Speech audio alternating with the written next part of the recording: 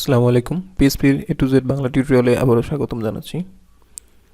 আজকে আমরা জানব পিএইচপি শেখার আগে আপনার কি বেসিক নলেজ এবং স্কিল থাকা জরুরি। অর্থাৎ আপনি যে পিএইচপি শিখবেন এবং পিএইচপি শেখার জন্য আপনার মন স্থির করেছেন, সেজন্য আপনাকে কিছু কিছু বিষয় অবশ্যই জানতে হবে এবং কিছু কিছু বিষয় অপশনাল, সেটা শেখার সাথে সাথে যদি জেনে নেন তাহলে হবে। তো প্রথমেই আমি এখানে আমার কিছু আগের ভিডিওতে দেখিয়েছি যে কী স্কিলগুলো আমরা সূচিপত্র আকারে সাজিয়েছি সেটা দেখিয়েছি। এখানে আমি প্রথমেই চলে যাচ্ছি। এখানে আপনাকে প্রথমে বেসিক্স কম্পিউটার স্কিল সম্পর্কে আইডিয়া থাকতে হবে। অর্থাৎ আপনি কম্পিউটারে ব্রাউজ করা, কম্পিউটারে মাউস কিবোর্ড ইউজ করা, ফাইল ওপেন করা, ফাইলে রিনেম করা, ফাইল সেভ করা, এডিট করা ইত্যাদি সম্পর্কে আইডিয়া থাকতে হবে। নেসেসারি কোডিং স্কিল, অর্থাৎ আপনি যদি পিএইচপি শিখতে চান সেক্ষেত্রে আপনাকে প্রাথমিকভাবে কিছু ল্যাঙ্গুয়েজ যেরকম HTML CSS জানাটা অনেকটা ইম্পর্টেন্ট। যদি জানেন তাহলে সেটা আপনার জন্য বেটার হবে। আপনি চাইলে পিএইচপি শেখার পাশাপাশিও এটাকে সাথে শিখতে পারেন।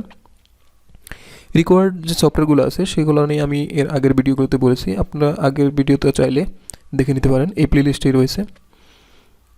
এরপরে আসি, আপনার একটি ডিভাইস থাকতে পারে। অর্থাৎ আপনি যে কম্পিউটারে কোড করবেন সেটার জন্য আপনার একটি ল্যাপটপ অথবা কম্পিউটার থাকতে পারে। এখন বর্তমানে আপনার যদি ল্যাপটপ অথবা কম্পিউটার না থাকে, মোবাইলের বিভিন্ন অ্যাপস পাওয়া যায়। আপনারা গুগল প্লে স্টোরে অথবা ইউটিউবের বিভিন্ন ভিডিও দেখে যদি সার্চ করেন, সেই সমস্ত অ্যাপগুলোতে পিএইচপির সার্ভার সহ HTML কোডিং প্র্যাকটিস সবগুলো সহ আপনার কিছু অ্যাপস পাবেন। সেগুলো যদি ইনস্টল করে নেন তাহলে অবশ্যই আপনাদের জন্য বেটার হবে। আপনারা চেষ্টা করবেন ভিডিও দেখার পাশাপাশি অবশ্যই নিজেরা কোডিং প্র্যাকটিস করতে। সেক্ষেত্রে আপনার শেখাটা অনেকটা ফলপ্রসূ হবে। আপনি যদি শুধু দেখেই যান, কোডিং প্র্যাকটিস না করেন, তাহলে অবশ্যই ভুলে যাবেন, এটা আমি নিশ্চিতভাবে বলতে পারি। এই জন্য আমি বলবো আপনারা ভিডিও কম দেখেন এবং সাথে সাথে অবশ্যই প্র্যাকটিস করবেন।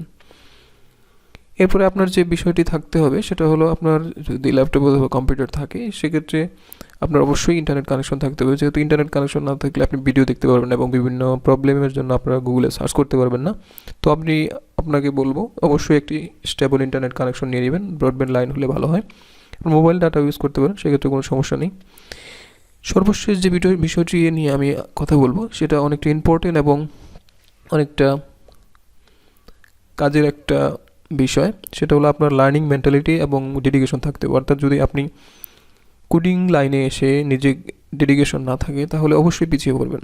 এই লাইনে আপনার ধৈর্যটা অনেক ইম্পর্টেন্ট। এমন অনেক প্রবলেম থাকবে, অর্থাৎ আপনি কাজ করতে করতে এমন কিছু ইস্যু ফেস করবেন যেগুলো সলভ করতে আপনার হয়তো 2-3 ঘন্টা 2-3 দিন অথবা এরও বেশিও লাগতে পারে। কিন্তু আপনি যখন এক্সপার্ট হয়ে যাবেন এই সমস্ত ইরর ধরতে আপনার খুব বেশি সময় লাগবে না।